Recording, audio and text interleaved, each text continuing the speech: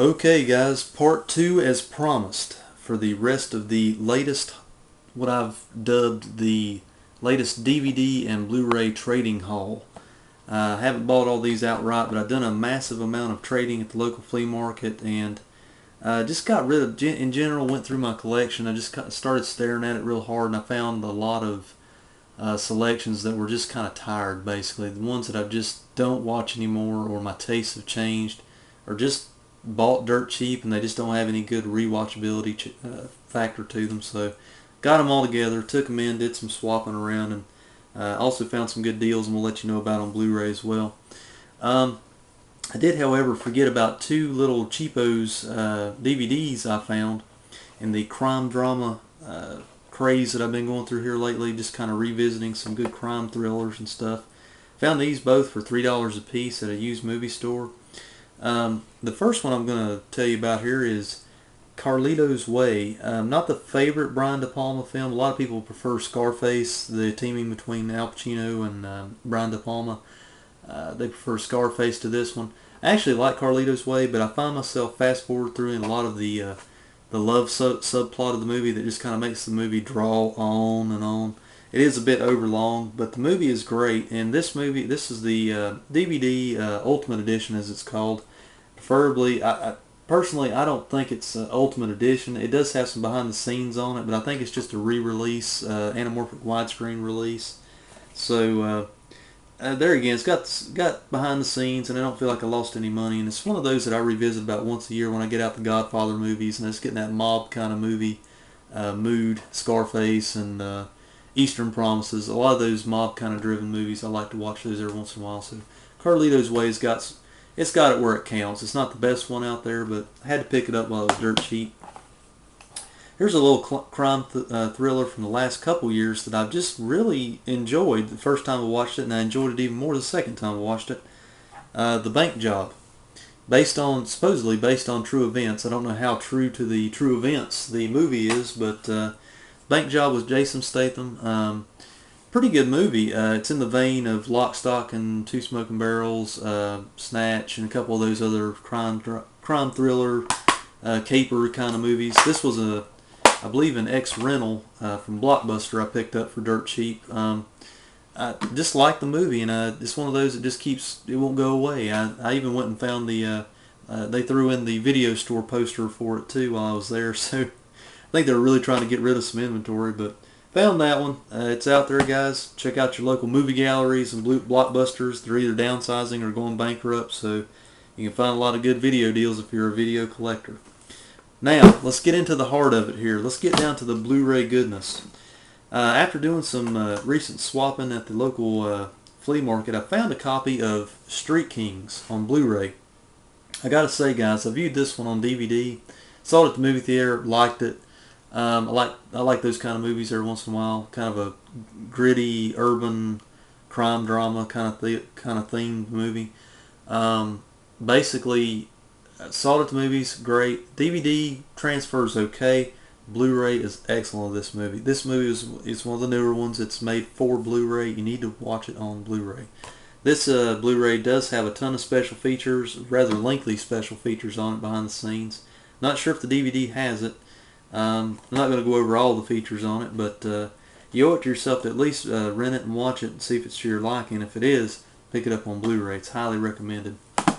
Here's one I already had on DVD, but my DVD was severely scratched and weather-beaten, and just one of the first DVDs I ever bought, and it was time to upgrade. And I found this one, oddly enough, at Sam's Club. Sam's Club is just the bulk buy place of Walmart. If you don't have a Sam's Club around or don't know what it is, think of it as Walmart, but it's more of a warehouse Walmart, basically. And they usually have good deals on things like movies.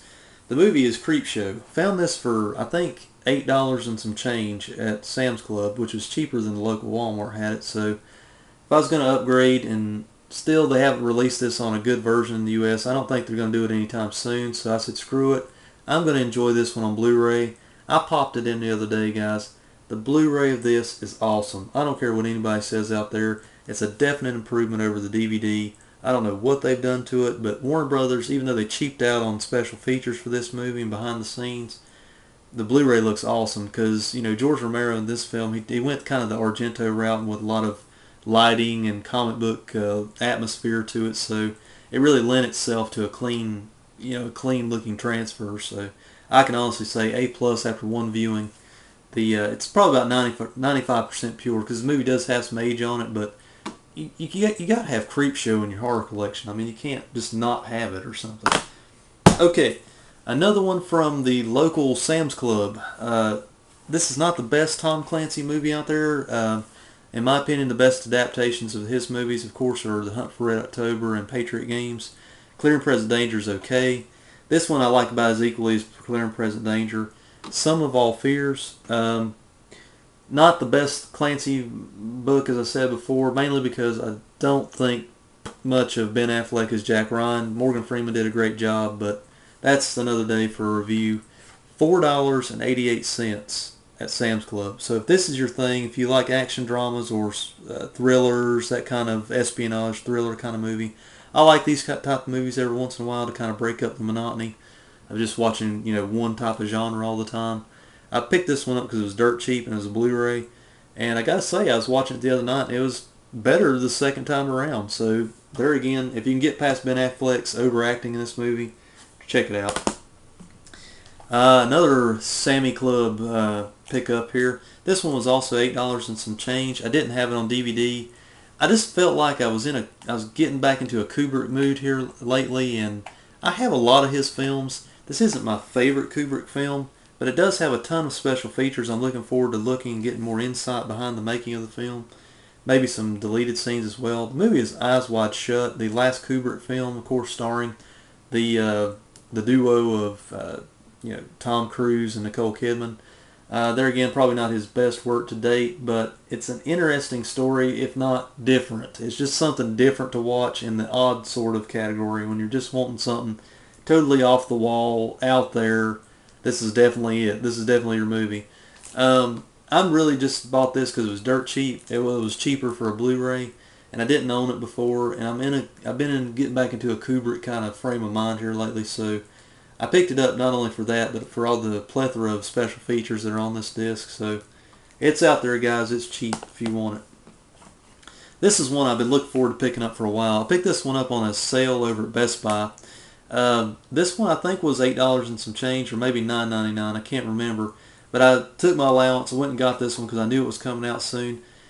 I would call this one a comedy classic. I mean, if you haven't seen Coming to America, yes, it does have some out there language. It is very profane, but it's just one of those that has good heart. It's just a good story. It's got those moments, one-liners. It's one of those I grew up watching, and I just can't get away from.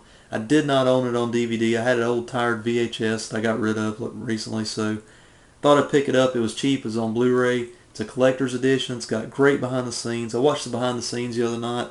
Haven't viewed the film yet, so I don't know what the quality of the picture is yet. But I can honestly say, while it's cheap, pick it up if you like Eddie Murphy movies or if you like Coming to America. John Landis, great flick. This is one I got on recommendation from one of my YouTube movie buddies. Jay the Stingray out there said this one was an okay flick. I personally like this guy's movies. I don't care what the media says. He gets a bad rep a lot of time in the later years. He hasn't acted in probably 8 years since Signs, an M. Night Shyamalan film. The movie is Edge of Darkness with Mel Gibson in the lead role. I like Mel. I'll just go ahead and say it. I'm not afraid to say it. I don't like everything he's ever directed, and I don't like everything he's ever starred in, but I like most of his films because, like I said, the man can still act. All things outside of the camera aside, he can still act, in my opinion. I mean, he makes a decent flick. Not every film is good. Me, I'm still partial to the Mad Max trilogy, the first Lethal Weapon movie. I even like Payback, the director's cut. Let me put that in there. Payback, the director's cut's pretty good.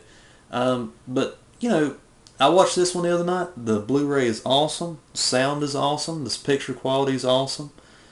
This is a combo pack, which I'm enjoying. They give you the DVD, the Blu-ray, and the digital copy all in one go. So you're actually getting your money's worth, in my opinion, for these. So it's got great behind the scenes. It's a great performance by him. A good return performance. A standard, restrained performance.